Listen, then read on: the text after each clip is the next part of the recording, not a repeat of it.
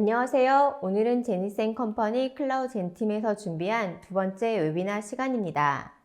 오늘의 주제는 애저 쿠버네티스 서비스를 활용하여 마이크로서비스 아키텍처로 재구성하기를 준비하였습니다. 쿠버네티스에 대해서 알아보고 매니지드 쿠버네티스란 무엇인가를 배워보도록 하겠습니다. 발표에 앞서 이벤트 내용 잠시 소개해드리면 웨비나가 진행되는 동안 궁금하신 사항 질문으로 올려주시면 저희가 가능한 실시간으로 답변 드리도록 하겠고요. 저희가 준비한 설문에 참여해 주시면 소정의 선물을 드리도록 하겠습니다. 많은 참여 부탁드립니다. 오늘 발표회는 저희 클라우드 젠팀 임승현 차장께서 맡아주셨습니다. 차장님, 본인 소개 짧게 부탁드리겠습니다. 네, 안녕하세요. 제니센컴퍼니 클라우드 사업부에서 애저 클라우드 솔루션 아키텍트 역할을 담당하고 있는 임승현입니다. 반갑습니다. 네, 그럼 차장님 오늘 내용에 대해서 짧게 개요 설명해 주시고 발표 시작하도록 할게요. 네, 오늘 얘기 드릴 내용은 쿠버네티스가 무엇인지, 이 쿠버네티스를 알기 위해서 먼저 컨테이너가 무엇인지에 대해서 좀 설명을 좀 드리고요. 그래서 이제 이 컨테이너로 어떤 것들을 할 수 있는지에 대해서 좀 알아보도록 하겠습니다.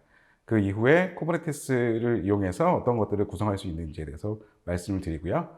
마이크로서비스 아키텍처가 무엇인지, 그리고 이것들을 구성하기 위해서 어떤 것들을 준비해야 되는지에 대해서 좀 알아보도록 하겠습니다. 쿠버네티스에 대해서 말씀드리겠습니다. 쿠버네티스란 헬름스만이라고 하는 키잡이, 배의 조타수를 뜻하는 그리스어에서 유래됐다고 합니다. 구글이 2014년도 6월에 쿠버네티스 프로젝트를 오픈소스화했고요. 고 언어로 작성되었습니다.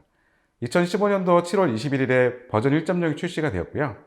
리눅스 재단과 파트너십을 맺고 CNCF, 클라우드 네이티브 컴퓨팅 파운데이션이라는 재단을 출범을 했고요. 시드 테크놀로지로 이 쿠버네티스를 제공했다고 합니다. 쿠버네티스는 별명이 있는데요. KLS, 한국어로는 K8S라고도 불리기도 하고요. 간단히 쿠버라고도 불리기도 합니다. 쿠버네티스가 하는 역할은 컨테이너 오케스트레이션 툴입니다. 구글이 15년 동안에 걸친 대규모 상용 워크로드 운영 경험을 기반으로 만들어졌는데요. 이 대규모 상용 워크로드가 구글의 보르그라는 오케스트레이션 툴이 있어요. 그래서 이 툴을 가지고 대규모 클러스터 관리에 대한 논문을 발표를 했고요. 네. 이 보르그는 쿠버네티스하고 다르게 C++로 작성한 클러스터 매니저고요. 실제로 이 보르그를 가지고 구글 검색, 그리고 지메일, 구글 닥스 및 내부 인프라 서비스 등에 사용 중이라고 합니다. 이 보르그를 가지고 서버 컨테이너를 돌리면서 매주 20억 개의 컨테이너가 재시작된다고 합니다. 보르그를 기반으로 해서 쿠버네티스가 만들어졌고, 보르그 개발자들 대부분이 지금 쿠버네티스 서비스를 개발하는 데로 옮겼다고 합니다. 이 쿠버네티스는 컨테이너 오케스트레이션 툴이다 라고 이해하시면 좋을 것 같습니다. 그럼 컨테이너가 뭐가 좋은지, 컨테이너를 왜 쓰게 됐는지에 대해서 좀 말씀을 드릴게요. 전통 방식, 즉 가상 환경을 하지 않는 환경인 물리머신에 배포하는 방식을 말하는데요. 물리머신에는 하드웨어 위에 OS, 그 위에 앱이 올라가는 형태였습니다. 시간이 흐르면서 하드웨어 사용은 좋아지고 앱들도 다양해지면서 한 대 머신에서 여러 대의 서버를 가동하고자 하는 수요가 늘어났고, 시대의 흐름에 맞게 가상 환경, 그러니까 하이퍼바이저라고 하는 VM을 구동할 수 있는 가상 소프트웨어가 탄생하게 되었죠. 그래서 하이퍼바이저라고 하면 VM웨어 ESS 서버, 윈도우즈 하이퍼V, 시트릭스 젠 서버 등이 대표적인데요. 아마 많은 회사에서 이미 이러한 VM 환경을 구축해서 이미 사용하고 계실 겁니다. 하이퍼V의 특징은 물리머신 위에 OS 위에 하이퍼바이저가 탑재가 되고, 이 하이퍼바이저 위에 VM을 생성하고 OS를 설치해서 사용한다는 겁니다. 컨테이너 방식은 컨테이너 런타임만 있으면 그 위에 컨테이너 이미지를 바로 구동할 수 있는 형태가 되죠. 물론 LXC라고 하는 리눅스 컨테이너 런타임이 있었긴 했지만, LXC는 커널 안에 존재해서 OS 버전, OS 종류에 따라 좀 차이가 있었고요. 그래서 구동 환경을 동일하게 맞춰주는 게 좀 굉장히 어려웠습니다. 그래서 시장에서 좀 사장이 되었고요. 그래서 현재는 도커가 컨테이너의 사실상 표준이라고 될 만큼 시장에서 압도적으로 많이 사용되고 있습니다. 여기서 하이퍼바이저 방식과 컨테이너 방식의 차이점, 게스트 OS 설치가 필요 없다는 거고요. 빠른 구동이 가능합니다. 그래서 OS에 필요한 메모리도 굉장히 적습니다. 굉장히 가볍겠죠. 그래서 CPU, CPU는 런타임을 통해서 하드웨어를 거의 직접 핸들링하니까 리소스 소모가 굉장히 적습니다. 게스트 OS 공간 굉장히 적고요. 그래서 이미지 크기도 굉장히 작습니다. 네, 그래서 VM 이미지는 예를 들어서 리눅스 같은 경우에는 2기가에서 보통 윈도우 같은 경우에는 30기가, 50기가 이 정도 되죠. 근데 컨테이너는 1기가 미만이라고 보시면 됩니다. 거기다가 이제 도커 같은 경우에는 도커를 운영하고 있는 이 OS, 호스트 OS를 우분투로 사용하고 있는데 실제로 컨테이너는 CentOS나 뭐 레드햇 이런 식으로 올릴 수가 있게 되어 있습니다. 그럼 당연히 윈도우도 당연히 올라가겠죠? 네, 윈도우 같은 경우에는 약간 다릅니다. 윈도우는 윈도우즈 호스트 OS가 윈도우여야만 컨테이너가 윈도우로 올라갈 수 있게 되어 있습니다. 네, 한 가지 주의사항이 되겠네요. 네, 맞습니다. 네, 그래서 컨테이너 사용 시의 이점에 대해서 간단하게 좀 설명을 드릴게요. 개발자 입장에서는 빠른 개발 주기, 그리고 신속한 배포, 그리고 불변성에 대해서는 조금 이따 말씀을 드릴게요. 그리고 운영자 입장에서는 비용 절감을 할 수 있고요. 효율적인 배포가 가능하고 탄력적인 버스팅이 가능합니다. 그래서 전통 방식에서는 개발자가 빌드를 하면 빌드된 소스가 나올 거고요. 이거에 대해서 어떻게 배포해야 되지에 대한 가이드를 운영자에게 넘기게 됩니다. 그래서 운영자는 이 가이드를 보고 실제로 배포를 하게 되는 방식이죠. 근데 컨테이너 방식으로 넘어오게 되면 개발자가 빌드를 하고 빌드 결과가 컨테이너로 나오게 됩니다. 그래서 이 컨테이너를 그대로 운영자에게 넘기게 되고요. 이걸 가지고 바로 배포할 수가 있게 되는 겁니다. 그러면 오케스트레이션은 왜 필요한지에 대해서 좀 설명을 드리도록 하겠습니다. 그래서 오케스트레이션 설명하기 위해서 먼저 도커 컨테이너를 한번 만들어 보도록 할게요. 그래서 도커 컨테이너를 이런 식의 명령어를 통해서 물론 이미지를 다운받고 그거를 이미지를 빌드를 하고 업로드 실제로 이제 그 컨테이너로 만드는 그런 작업들이 필요한데요. 일단 그런 것들은 좀 배제하고 도커런 노드라고 해서 이제 그런 것들이 됐다는 가정하에서 한번 하나 실행시켜 봤습니다. 그리고 2개 만들고 3개 만들고 4개 만듭니다. 그래서 운영을 시작하게 됐어요. 운영에 들어간 지 2일째가 됐고요. 갑자기 사용자가 급증했어요. 서비스가 너무 잘 됐나 봅니다. 그래서 실제로 서비스 장애가 일어났고요. 그래서 사용자 유입량을 좀 계산해 보니까 인스턴스를 한 8개 정도 더 만들어야겠다는 판단이 섰습니다. 어떻게 하면 12개를 만들 수 있을까요? 8줄 더 쓰면 되지 않을까요? 네, 맞습니다. 네, 답은 정해져 있죠. 네, 한 땀 한 땀 명령어를 복붙해야 됩니다. 그래서 그렇게 12개의 인스턴스로 서비스를 하게 됩니다. 이제 서비스가 좀 안정화되었네요.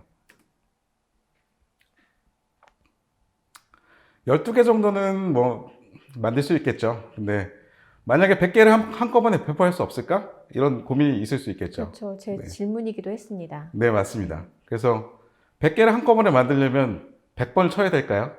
굉장히 어렵겠죠. 그럼요. 그래서 그런 경우에는 도커 수함에서는 이렇게 도커 서비스 스케일 노드는 100 이런 식으로 해서 100개를 한꺼번에 배포할 수 있습니다. 근데 이 도커 수함이 컨테이너 오케스트레이션 툴 중에 하나고요. 기능이 굉장히 좀 단순해서 세부 설정이 좀 어렵다는 단점이 좀 있습니다. 하지만 이 도커 수함을 가지고 한 5,000개 정도의 컨테이너 운영에는 전혀 무리가 없는 상태입니다.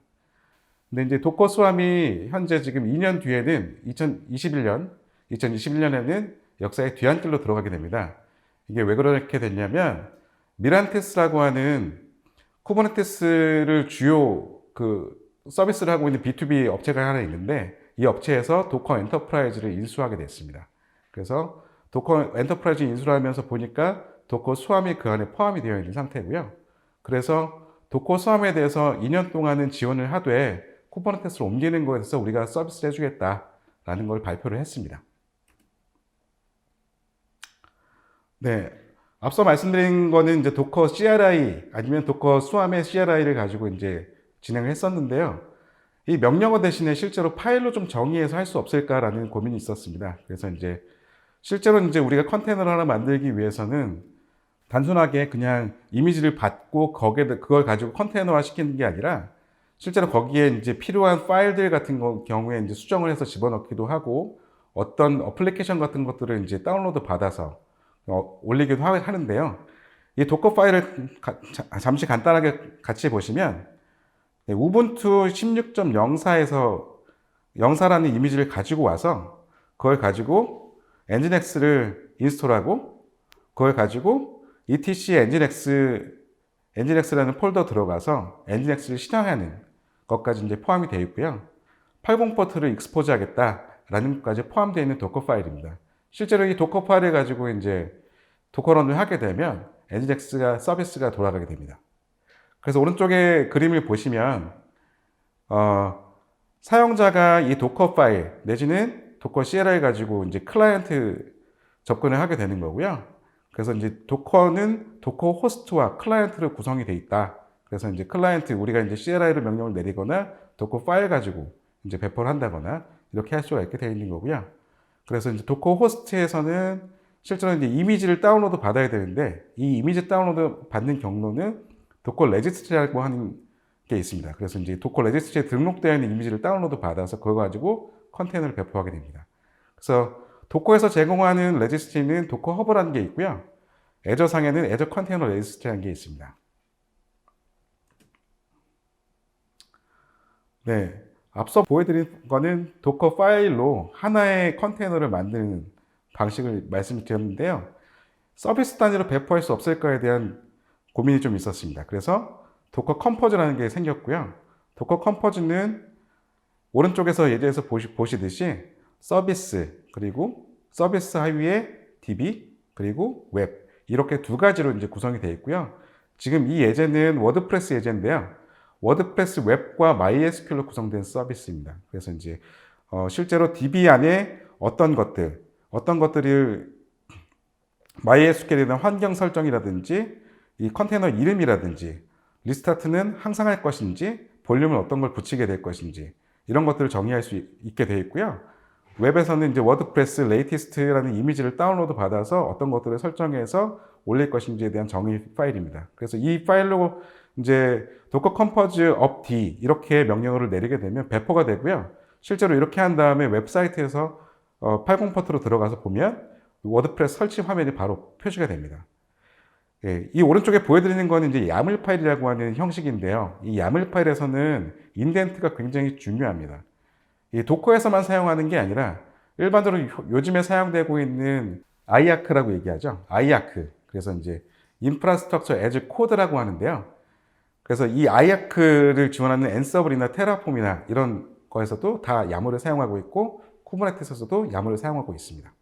그래서 이 인덴트가 굉장히 중요하다. 그래서 서비스하고 DB를 같은 레벨에 두는 게 아니라 서비스하고 DB 요거는 하위 레벨이라서 DB는 인덴트를 해주고 DB 밑에 볼륨이다 그러면 DB 하위에 볼륨을 인덴트를 하나 더 걸어주는 이런 들여쓰기가 굉장히 중요하다고 생각합니다. 그래서 이제 이 인덴트를 제대로 안 했을 때는 도커 파일이 제대로 실행되지 않습니다. 그리고 지금 저희가 아까 컨테이너 배포 방식 세 가지 방식을 배워본 게 맞죠? 하나는 코드로 배포하는 방식, 하나는 도커 파일로 배포하는 방식, 마지막은 서비스 단위로. 그래서 세 가지 방법에 대해서 지금 정리해 주신 거죠? 네, 맞습니다. 여기까지 용어 정리를 한번 해보도록 할게요. 네, 먼저 이미지에 대해서 말씀드릴게요. 이미지는 하나 이상의 컨테이너를 생성하기 위한 혹은 찍어내기 위한 패키지 또는 템플릿이다 라고 보시면 됩니다. 그리고 컨테이너는 이 이미지로 만든 독립적이며 고유의 환경을 가지며 프로세스를 실행하는 인스턴스다 라고 보시면 됩니다. 그래서 실제로 이제 컨테이너는 하나의 컴퓨터라고 볼 수 있고요. 그 컴퓨터 안에 이제 실행하는 어떤 프로세스들이 돌아가게끔 구성이 되어 있는 거죠. 그리고 하이퍼바이저에 대해서 말씀드릴게요. 하이퍼바이저는 호스트 컴퓨터에서 다수의 운영체들을 동시에 실행하기 위한 논리적인 플랫폼입니다. 그래서 반가상화, 정가상화, 그리고 타입 1, 타입 2 이런 것들이 있는데요. 그런 것들 좀 구분하지 않고요. 네, 말씀을 드리면 하이퍼V, 시트릭스 젠, VMware EXS, 오라클 버추얼박스, 맥 OS에서 돌아가는 패러렐즈 이런 것들이 있습니다. 그리고 호스트하고 게스트 개념이 있는데요. 물리 머신과 가상 머신 이런 게 이제 호스트하고 게스트라고 얘기를 하기도 하지만 컨테이너 쪽에서는 컨테이너 런타임이 포함된 머신과 컨테이너 이거를 호스트 게스트라고도 얘기합니다. 그리고 도커는 현재 가장 많이 사용하는 컨테이너 런타임 환경이고요. 도커 CLI는 도커를 이제 제어할 수 있는 커맨드 라인 인터페이스입니다. 도커 스왑은 앞서 말씀드렸듯이 도커에 내장된 오케스트레이션 툴입니다. 도커 허브는 도커에서 운영하는 컨테이너 레지스트고요. 도커 파일은 단일 컨테이너 생성을 위한 정의 파일입니다. 그리고 도커 컴포즈는 멀티 컨테이너를 만들기 위한 정의 파일이고요. 그리고 쿠버네티스는 가장 대중적인 컨테이너 오케스트레이션 툴이다 라고 보시면 됩니다. 네, 오케스트레이션에 필요한 기능 요소에 대해서 간단하게 좀 설명을 드릴게요. 그래서 다수의 컨테이너를 배포 및 관리할 수 있어야 된다라는 거고요. 스케줄링 서비스가 있어야 된다. 그리고 상태 유지 관리를 해줘야 된다. 그리고 컨테이너 관리 목적의 내부 통신을 위한 API가 꼭 필요하다. 그리고 다수의 호스트들을 하나의 클러스터로 묶는 클러스터링 기능이 필요하다. 그리고 소수의 마스터 노드와 다수의 워커 노드가 필요하다라는 건데요. 이 소수의 마스터 노드, 그 마스터 노드는 하나만 있어야 되는 게 아니라 여러 개가 있을 수도 있습니다. 실제로 기본 구성은 마스터 노드 하나와 워커 노드 하나로 구성이 되는데요. 실제로 대규모 워크로드를 운영하는 쿠버네티스 환경에서는 마스터 노드의 중복을 꼭 해야 됩니다. 마스터 노드는 명령을 실행하고 관제하고 제어하는 컴포넌트이기 때문에 마스터 노드가 죽게 되면 모든 서비스가 중단이 되게 됩니다. 그래서 소수의 마스터 노드가 필요하다라는 걸 인지해 주셨으면 좋겠고요. 커스텀 이미지를 당겨오고 올릴 수 있는 저장소가 또한 필요합니다. 그럼 쿠버네티스 아키텍처에 대해서 간단하게 좀 설명을 드릴게요. 네, 이 쿠버네티스 아키텍처는 이 상단에서 보시면 쿠버네티스 컨트롤, 그러니까 쿠버네티스 사용자가 API 서버와 통신하고 필요한 상태를 저장한다 라는 거고요. 그래서 이 API 서버가 사용자로부터 사용자가 필요한 상태를 제공받아서 마스터 노드들이 작업자 노드에게 적극적으로 원하는 상태를 강제한다.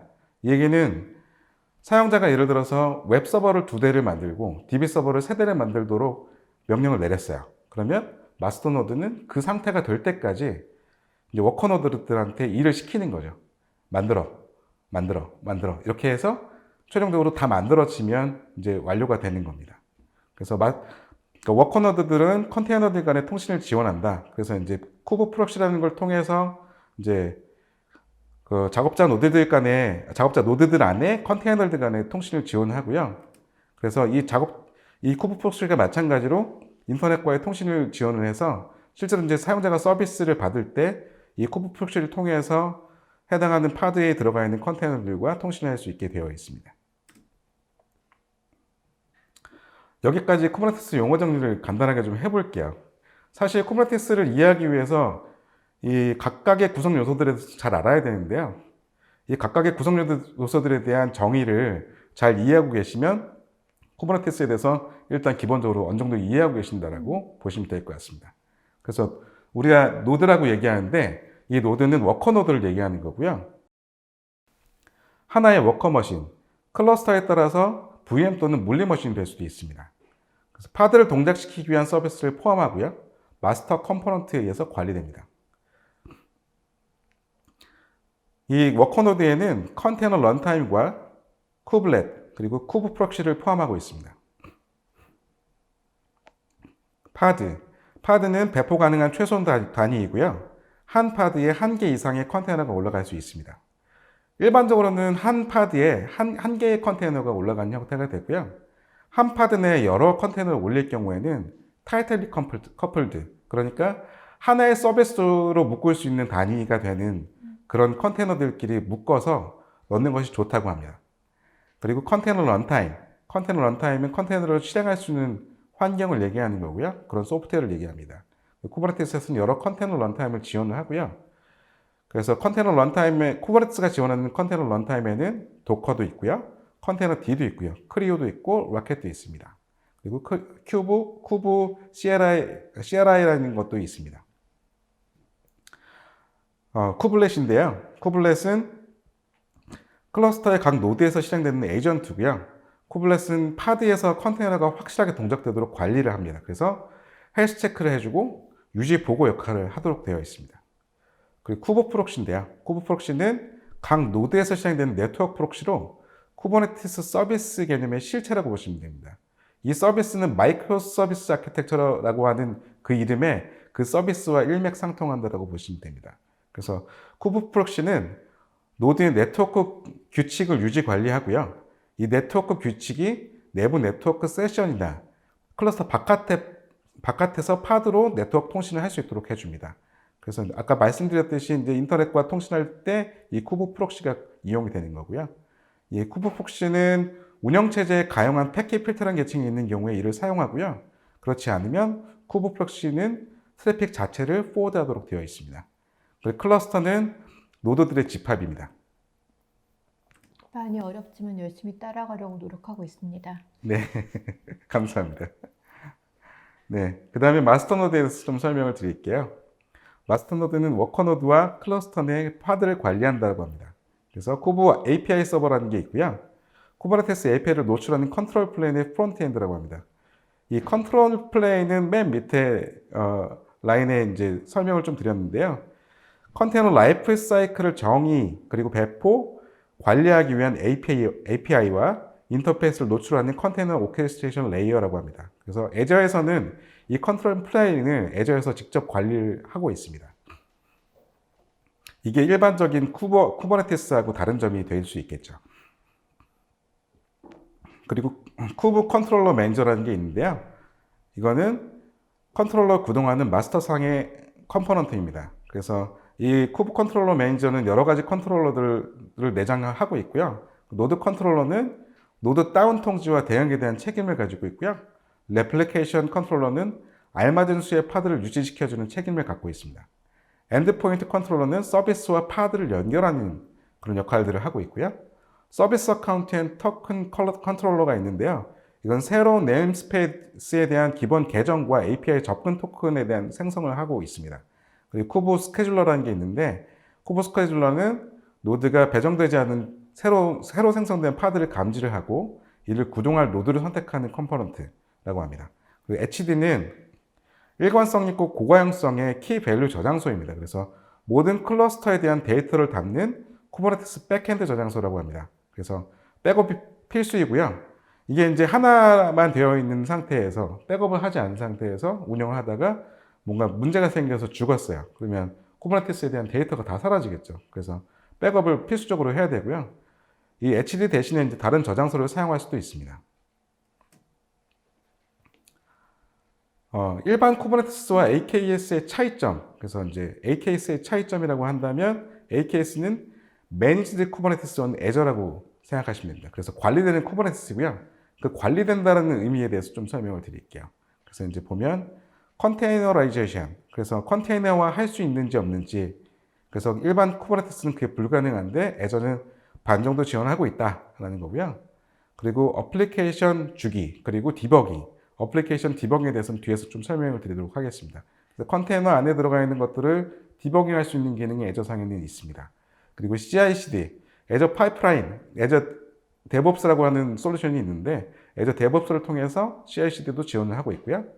클러스터 호스팅, 클러스터를 이제 호스팅 자체를 쿠버네티스 자체를 애저에서 호스팅을 하고 있습니다. 그래서 실제로 이제 애저상에 쿠버네티스 그 파스 형태로 되어 있는 클러스터를 하나 생성하면 사실상 어떤 것들이 들어가 있는지 백단에 들어가 있는 데이터들은 전혀 보이지 않고 사실상 VM들이 이제 볼 수 있는 환경이 없습니다. 그래서 이제 애저 쿠버네티스 상에 이제 실제로 어떤 노드들이 몇 개의 노드들이 활성화가 되어 있는지 이런 것들은 확인하실 수가 있고요. 그리고 클러스터 업그레이드. 사실 이 클러스터 업그레이드가 이제 마스터 노드에 대한 업그레이드도 있을 수 있고 워커 노드에 대한 업그레이드도 있을 수 있는데 이 두 가지에 대한 업그레이드를 모두 다 지원을 하고요. 버전업도 지원하고 있습니다. 그래서 이제 콘솔 창에서 그 애저 포탈 상에서 이제 쿠버네티스의 버전업을 하기 위해서 버전을 선택하고 바로 적용을 하면 그런 것들 적용이 바로 가능하도록 되어 있습니다. 사실 이 업그레이드가 굉장히 어려운 이슈인데 애저 쿠버네티스 서비스에서 이것들을 지원하고 있습니다.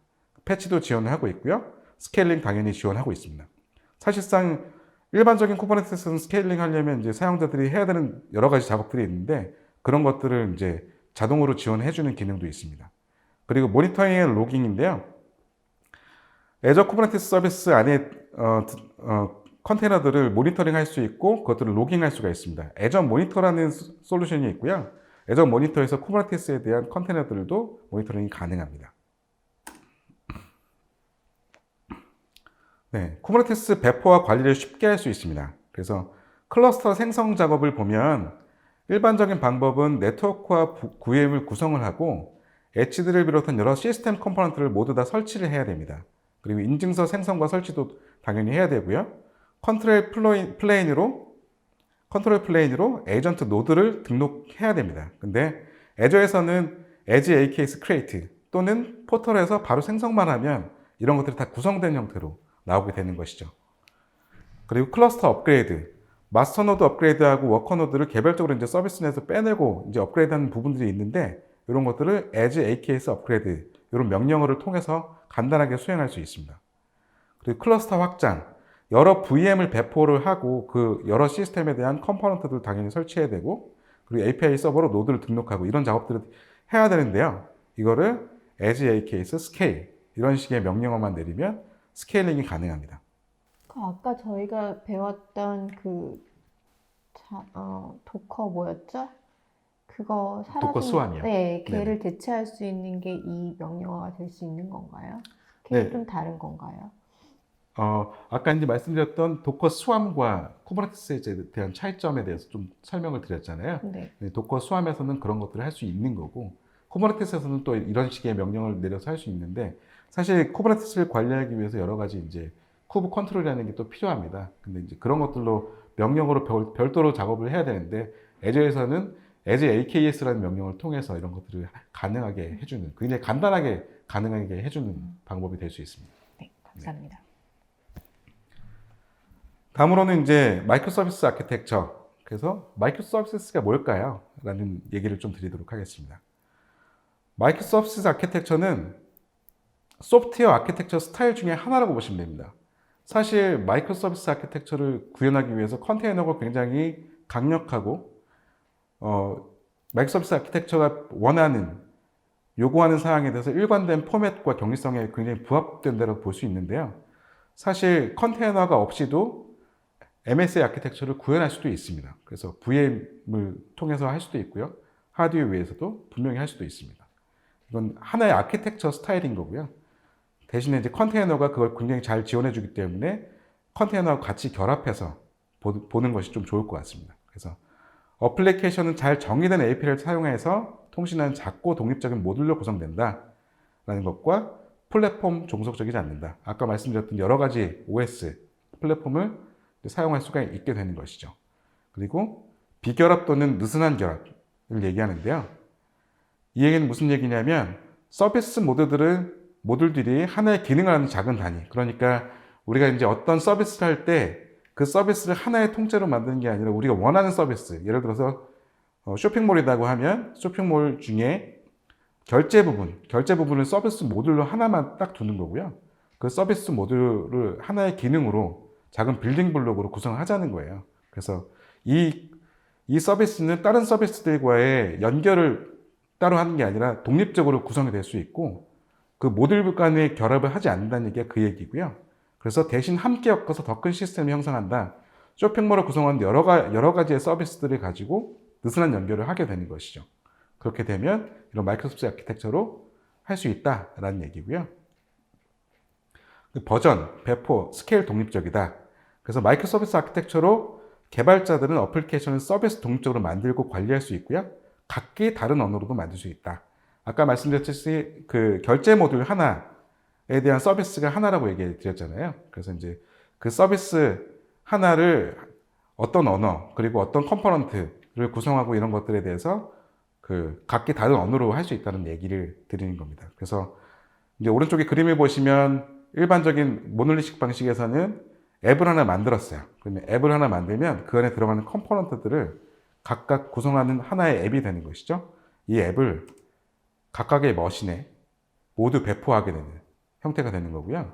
마이크로소프트 아키텍처로 가게 되면 여러 가지 앱들에 들어가 있는 서비스들을 여러 가지 머신에 각각 배치를 해서 필요한 서비스에 이제 지원할 수 있는 그런 것들로 지원될 수 있습니다. 네, 앞서 말씀드렸던 이제 컨테이너, 이 컨테이너를 가지고 어떻게 애저에서 사용할 수 있을지에 대해서 좀 말씀드릴게요. 애저에서는 컨테이너 올릴 수 있는 서비스들이 여러 가지가 있습니다. 그래서 이제 앱 서비스라고 하는 게 이제 웹앱이 올라가는 형태가 되어 있는데 웹앱에 컨테이너를 올릴 수 있게끔 구성이 되었어요. 그래서 이제 앱 서비스에도 컨테이너를 올릴 수가 있다라는 거고요. 서비스 패브릭. 서비스 패브릭은 단넷 어플리케이션을 윈도우 서버 컨테이너로 만들 수 있다는 거예요. 그래서 이제 애저에서 별도로 제공하는 서비스고요. 단넷 어플리케이션을 가지고 컨테이너화 하려고 보니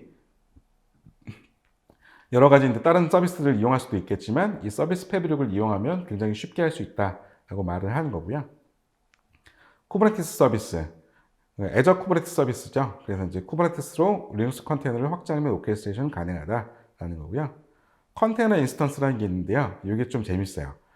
애저 클러스터 안에 이제 노드들이 여러 가지가 있을 텐데 우리가 이제 더 이상 확장을 하기 힘든 상황이 있을 수 있어요. 근데 이제 그 중에 예를 들어서 어떤 서비스가 굉장히 트래픽이 많이 몰려서 버스팅을 해야 되는 상황이 있을 수 있거든요. 그런 경우에 애저 컨테이너 인스턴스를 통해서 버스팅을 할 수 있다라는 거예요. 그래서 탄력적인 확장을 할 수 있다. 이거에 대해서 간단하게 뒤에서 좀 설명을 드리도록 할 거고요. 그리고 이제 실제적으로 도커나 오픈시프트나 피버털이나 메소스피어 이런 파트너 솔루션을 애저상에 올려서 사용할 수도 있다라는 겁니다. 예, 요즘 많이 화두가 되고 있는 내용 중에 하나가 또 어플리케이션 현대화, 어플리케이션 모더니제이션이라는 얘기가 있는데요. 이제 기존에 갖고 있던 어플리케이션을 어떻게 마이크로 서비스화 시킬 것인가에 대한 여정에 대해서 말씀드릴게요. 그래서 이제 왼쪽에 보시면 기존에 있었던 아니면 새롭게 만들어낸 어플리케이션을 가지고 리프트 앤 시프트 방식으로 컨테이너도 담고요. 그래서 담게 되면 일단 하나의 호스트에 8개의 컨테이너 생성이 일반적이라고 합니다. 데이터독의 리포트고요. 그래서 이제 일반적으로 하나 호스트에 8개의 컨테이너 생성이 가능하니까 훨씬 더 많은 일을 시킬 수 있겠죠. 같은 머신 안에서. 그리고 이것들은 이제 서비스 단위로 쪼개서 마이크로 서비스 아키텍처로 변경을 하게 되면 몇 천회의 배포로 서비스 투입이 가능해지고요. 실제로 이제 데이터독 리포트에 의하면 한 12배 정도 빨라진다고 합니다. 그리고 이제 컨테이너 인티그레이션, 우리가 CI라고 얘기하는데 컨테이너 인티그레이션을 넘어서 컨티뉴어스 이노베이션이라고 하는 용어가 있어요. 그래서 이제 컨티뉴어스 이노베이션을 데브옵스 가지고 할 수 있고요. 그리고 코드 딜리버리를 46배 빠르게 가능했다라는 것도 있습니다. 네, AKS를 가지고 개발부터 배포를 할 수 있는 이런 전체적인 플로우를 하나 예시를 든 건데요. 여기서는 애저 데브 스페이스를 가지고 애저 데브 클러스터를 구성해 놓은 상태에서 데브 스페이스를 데브 클러스터 안에다가 구성을 하고요. 그래서 사용자가 거기에 대한 컨테이너들을 이제 디버깅 할 수 있는 그런 형태가 있고요. 그래서 이걸 가지고 헬름 차트를 구성을 하고 실제로 이제 소스 컨트롤에다가 이제 배포를 하게 됩니다. 그래서 이제 소스 컨트롤이 파이프라인을 타서 파이프라인에서 오토 빌드가 돼서 애저 컨테이너 레지스트리에 이제 올리는 형태가 되고요. 그래서 이 애저 컨테이너 레지스트리에 올라가 있는 AC라고 하는 애저 컨테이너 레지스트리에 올라가 있는 이 이미지를 가지고 그 프로덕션 클러스터 쪽에 컨테이너를 배포할 수 있는 이런 형태가 됩니다. 그래서 AKS 클러스터 안에는 프론트엔드하고 비즈니스 로직까지 이제 포함을 하고요. 데이터베이스 티어는 별도로 이제 애저 데이터베이스 서비스 같은 것들로 연결을 해서 서비스를 할 수 있게 되어 있고요. 그리고 이제 애저 모니터로 아까 말씀드렸듯이 애저 AKS 안에 들어가 있는 컨테이너들을 모니터링 할 수 있다라는 겁니다. 그래서 전체적인 이제 하나의 플로우를 하나 보여드렸고요. 이 장표는 이제 애저 데브 스페이스라는 건데요. 일반적으로 이제 프로덕션에 대한 쿠버네티스 클러스터가 있을 거고요. 그리고 이제 인티그레이션, 여기서는 인티그레이션이라고 얘기를 했는데, 일반적으로 이제 스테이징이라고 보시면 됩니다. 그래서 이제, 리사라는 사람이 개인 PC에 이제서 접근을 하는 거죠.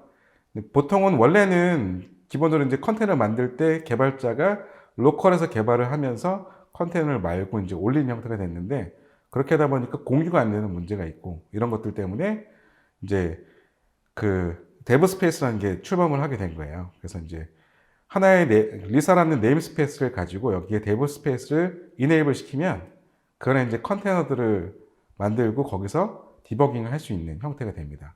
그래서 이제 이걸 가지고 스테이징 쪽에다가 배포를 할 수도 있고요. 시저라는 사람과 존이라는 사람도 각자 필요한 컨테이너들을 이제 만들고 구성하고 데이터베이스 같은 것도 연결을 하고 해서 이제 이런 것들을 가능하게 하고요. 리사라는 사람이 이제 최종적으로 소스를 이제 소스 컨트롤에다가 이제 커밋을 하게 되면 CI/CD 파이프라인을 통해서 컨테이너 레지스트리에 이제 이미지가 말아지는 형태가 되고요.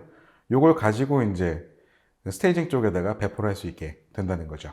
그래서 또 다른 파이프라인을 통해서 운영에도 배포할 수 있게 된다는 겁니다. 다음 장표로는 제럭스 도큐쉐어 플렉스라고 하는 서비스를 기존 방식에서 어떻게 쿠버네티스로 넘겼는지, 어떻게 전환을 했는지에 대해서 좀 설명을 드릴게요. 그래서 이제 기존 방식에서는 버추얼 머신에 각각의 고객들에 대한 자바 머신과 포스트그레 DB로 이루어져 있는 각각의 머신들을 계속 운영을 했었고요. 백킹 시스템으로는 LDAP 그리고 SFTP, 프리즘이라는 서비스를 이용했습니다. 그래서 이렇게 구성이 되어 있던 거를 애저로 넘겼을 때 애저 쿠버네티스 서비스에 일단 넘길 때 자바 소스에 대한 코드 수정은 하지 않고 컨테이너화 했습니다. 그리고 앞단에 이제 프록시를 역할을 하는 엔진엑스를 두었고요. 이 엔진엑스에는 이제 무료로 사용할 수 있는 레츠 인크립트 SSL 인증서를 적용을 했고 자동화를 시켰습니다. 그리고 헬름 차트를 생성해서 신규 고객 생성에 대해서 자동화를 진행을 했습니다. 그래서 이제 각각의 VM 안에 포스트그레 각각의 고객마다의 DB를 저장을 했었는데, 백킹 시스템으로 제공되는 애저 데이터베이스 포스트그레라는 게 있는데 그거를 이용해서 진행을 했고요. 그래서 이렇게 진행을 하고 나니까 신규 고객에 대한 프로비저닝, 그러니까 신규 고객이 만들어지면 고객별로 이제 어플리케이션과 DB를 생성해 주는 것이 24시간 정도 걸렸었는데 그걸 한 10분 정도로 단축했다고 합니다. 다음으로는 이제 클라우드 네이티브라고 하는 용어가 있는데요. 이 일반적인 의미에서 이 클라우드 네이티브는 클라우드 컴퓨팅 제공 모델의 이점을 활용하는 어플리케이션 구축 및 실행 접근 방법이다 라고 합니다. 그래서 클라우드 네이티브의 핵심은 어플리케이션을 어떻게 만들고 배포하는지 있는 게 아니고요. 클라우드 네이티브는 데이터 센터와는 달리 어플리케이션이 퍼블릭 클라우드에 위치함을 의미한다고 합니다. 그래서 이제 이 CNCF, 아까 쿠버네티스를 출연했다고 하는 이 CNCF 재단에서 이런 트레일 맵을 만들었어요. 이 트레일 맵은 이제 추천하는 경로를 얘기를 하는 거예요. 그래서 이제 이런 것들을 해야 실제로 클라우드 네이티브하게 구성할 수 있다. 클라우드 네이티브하게 했다고 할 수 있다라는 얘기입니다. 그래서 이제 하나하나 살펴보도록 할게요. 첫 번째는 컨테이너화. 컨테이너화 한다고 하면 우리가 이제 컨테이너는 가장 지금 유명한 게 도커라고 말씀드렸죠. 네, 그래서 여기 이제 도커라는 이름에 제가 하이라이트를 좀 줬고요. 그리고 두 번째로는 지속적인 통합. 우리가 이제 CI/CD 파이프라인이라고 얘기를 많이 하는데요. 소스 코드를 컨테이너화하는, 자동화하는 그런 방법들, 그리고 실제로 이제 컨테이너가 롤을 다 하고 롤아웃 될 때, 그리고 롤백을 할 때, 그리고 테스팅 할 때, 이런 것들을 모두 다 녹여내서 파이프라인을 구성을 해야 된다고 하는 겁니다. 그래서 이제 애저상에는 애저 데브옵스라는 게 있고요. GitHub에는 GitHub 액션즈라는 게 이제 아직은 프리뷰 단계이고 내년 초에 한 3월쯤에 이제 오픈이 될 텐데, 이런 것들을 통해서 CI/CD 파이프라인을 굉장히 쉽게 구축을 할 수 있습니다. 그리고 오케스트레이션 같은 경우에는 이제 쿠버네티스가 대표적인 오케스트레이션 툴이라고 아까 말씀드렸죠. 그래서 여기 쿠버네티스도 하이라이트 되어 있고요. 헬름 차트를 통해서 이제 어플리케이션에 대한 이제 정의를 할 수 있고, 아까 전에 장표에서 말씀드렸던 제록스의 사례에서 보면 헬름 차트를 가지고 이제 배포를 굉장히 빨리 하게끔 만들 수 있었다라는 게 있었잖아요. 그래서 헬름 차트 이런 것들을 보셔야 되고요. 관제 및 분석. 그래서 이제 모니터링에는 프로메테우스라는 솔루션을 사용하고, 뭐 플런티드 로깅에는 플런티드를 사용하고, 트레이싱에는 제거라는 걸 사용하자. 이런 것들을 통해서 할 수가 있다라고 하는 건데요. 아까 말씀드렸듯이 또 그 애저 모니터를 통해서 이제 관제를 할 수 있다는 것과, 그리고 이제 애저 데이터 익스플로러 ADX라고 하는 건데요. ADX를 통해서 분석을 또 돌릴 수가 있습니다. 그리고 서비스 프록시, 디스커버리, 메쉬 이런 게 있는데요. 서비스 디스커버리는 무엇이냐면 오토 스케일링에 따른 동적 생성된 컨테이너를 연결하도록 IP와 포트를 찾아주는 역할을 하는 것이 서비스 디스커버리라고 합니다. 그래서 서비스 디스커버리를 구성해야 되고, 서비스 메쉬. 그래서 다양한 어플리케이션의 다양한 부분들이 서로 데이터를 공유하는 방식을 제한하는 방법입니다. 그래서 이제 서비스가 얼마나 원활하게 상호작용하는지 여부를 기록하는 역할들을 하고요. 그래서 이제 이 서비스 프록시에는 코어디네이스 이런 것들을 쓸 수가 있고요. 디스커버리는 코어디네이스 이런 것들을 쓸 수가 있고요. 헬스 체크하고 라우팅하고 로드 밸런싱하고 이런 것들을 해야 됩니다. 네. 그리고 여섯 번째로는 네트워킹 및 보안 정책인데요. 일단 그 애저 AD를 사용해서 AKS에서는 애저 AD를 사용해서 사용자에 대한 관리, 그리고 이제 컨테이너, 파드 이런 것에 대한 관리들을 세분화시킬 수 있습니다. 실제로 이제 보안 정책을 하기 위해서 여기서는 CNI 이런 것들을 얘기를 하고 있는데, 애저에서는 간단하게 애저상의 여러 가지 서비스들을 제어할 때 보통 이제 우리가 애저 AD 계정을 가지고 컨트롤 하거든요. 근데 AKS도 마찬가지로 애저 AD를 가지고 컨트롤할 수 있도록 만들어져 있습니다. 그리고 분산 DB와 스토리지. 그래서 분산 DB 같은 경우에는 이제 MySQL 같은 경우에 이제 스케일링이 잘 지원되지 않는데요. 비테스라고 하는 솔루션을 가지고 MySQL을 스케일링할 수도 있습니다. 그리고 HD는 아까 이제 쿠버네티스의 저장소, KV 저장소라고 얘기를 드렸죠. 그래서 KV 저장소, 그리고 TIKV 이런 것도 있다고 합니다. 그래서 이제 그 분산 DB와 스토리지를 적절히 잘 활용을 해야 된다라는 거고요. 스트리밍과 메시지. 그래서 이제 여기서는 JSON REST가 퍼포먼스가 좀 떨어지니 gRPC나 나츠라는 거를 좀 사용을 하는 걸 고려를 좀 해달라라는 얘기를 하고 있는 겁니다. 그리고 컨테이너 레지스티 런타임. 아까 말씀드렸듯이 애저상에는 ACR이라고 하는 컨테이너 레지스티가 있고요. 그리고 이제 런타임은 아까 말씀드렸듯이 도커 런타임 이런 게 있죠. 네.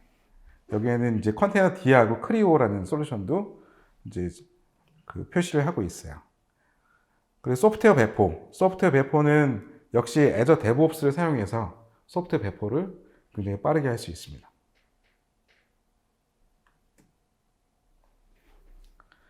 그리고 이 장표는 이 CNCF에서 만든 클라우드 네이티브 랜드스케이프라고 하는 맵인데요. 이거는 아래 보시는 URL l.cncf.io라는 페이지에서 동일하게 보실 수 있습니다. 훨씬 더 확대해서 보실 수도 있고요. 그래서 이제 클라우드 네이티브하게 만들려면 어떤 것들을 봐야 되냐, 어떤 솔루션들을 이용해서 할 수가 있느냐라는 것들을 이제 맵을 만들어 놓은 거예요. 그래서 플랫폼으로는 마이크로소프트 애저, AWS, 쿠버네티스, 그리고 GCP 이런 것들도 있고요. 데이터베이스, 스트리밍 메시지, 어플리케이션 디피니션, 그리고 CI/CD 여러 가지에 대한 항목들에 대한 각각의 솔루션들을 연결을 다 해놨어요. 그래서 이제 그런 아이콘들을 다 보실 수가 있고요. 우리가 필요한 것들에 대해서 어떤 거를 적용할 것인지, 그래서 어떤 장점이 있는지 단점이 있는지 이런 것들을 좀 파악을 하셔야 돼요. 그래서 실제 구성을 할 때 이런 것들에 대한 고민을 좀 하셔야 되는데, 사실 이 그림에 나와 있는 이 네모난 박스들이 100여 가지가 넘습니다. 그래서 사실 이런 것들을 다 우리가 다 파악하기는 굉장히 힘들 거라고 보이고요. 사실 다 파악하지는 못해도 기본적으로 사람들이 얘기하는 장단점이 무엇인지, 그래서 우리한테 서비스에 한번 녹여볼 거에 대한 고민들을 좀 하셔야 돼요. 그래서 이런 장표 굉장히 중요하다고 말씀을 드리고자 하나 넣었습니다. 네, 이제 준비한 사항들은 거의 다 끝났고요. 마지막으로 이제 말씀을 드릴 게 이제 우리가 실제로 마이크로 서비스 아키텍처 그리고 쿠버네티스 이런 것들을 도입을 하려고 하면 어떤 것들을 고민해 봐야 되는지 좀 정리를 좀 해봤어요. 그래서 우리한테는 모놀리식에 맞는지 정말 마이크로 서비스 아키텍처가 맞는지 이런 거에서 좀 고민을 하셔야 돼요. 사실 모놀리식으로 하는 거는 그 기술 스택이 굉장히 적거든요. 그래서 그 적은 기술 스택 가지고 우리가 계속 운영을 하고 있었다면 굳이 마이크로 서비스 아키텍처로 가야 될까라는 고민도 또한 하셔야 되는 거예요. 그래서 우린 현재 모놀리식을 사용하고 있는데 마이크로 서비스 아키텍처로 꼭 가고 싶다라는 의지가 있다. 그리고 우리 개발자들과 운영자들이 다 그것들을 원한다라는 컨센서스가 이루어졌을 때 가게 되는 것이지, 단순하게 IT 기획 쪽에서 우리는 마이크로 서비스 아키텍처로 가야 돼 라고 얘기한다면 도입하고 나서 실패할 수 있는 그런 확률이 굉장히 높습니다. 네. 그리고 아까 말씀드렸듯이 이제 서비스 개념으로 보셔야 돼요. 이 서비스가 하나의 프로덕트로 보셔야 되는 거고요. 프로젝트로 보시면 안 됩니다. 그래서 우리가 이제 보통 대규모의 이제 프로젝트가 발주가 되면 개발사들이 개발을 하고 납품을 받는 형태로 진행이 되고 있는데요.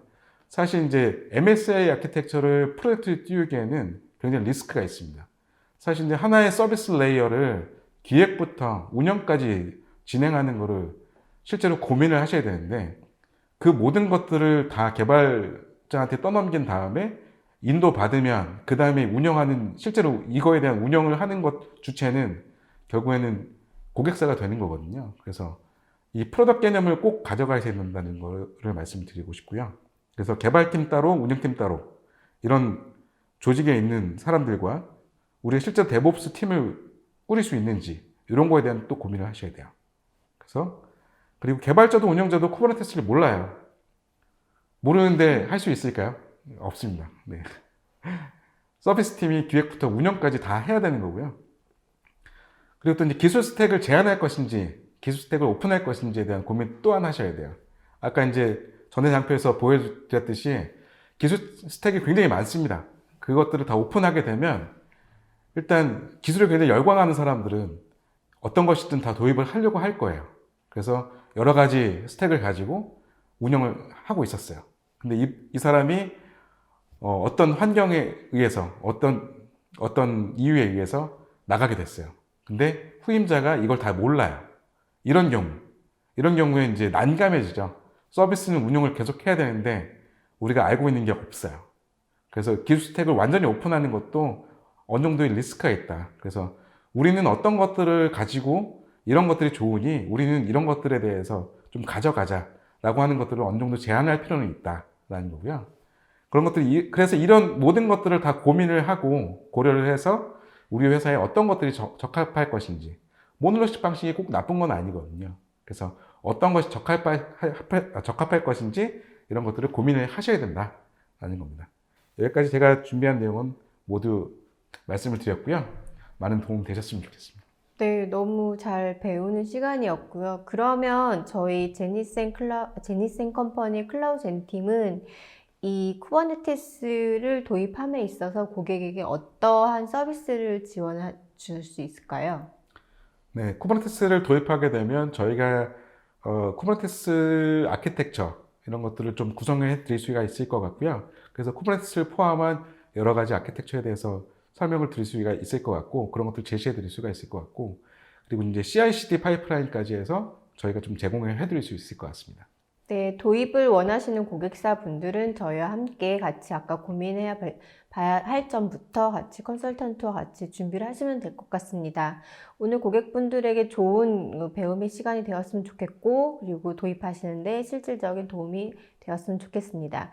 그러면 저희의 오늘 준비한 자료는 여기까지 시간을 마치도록 하겠고요.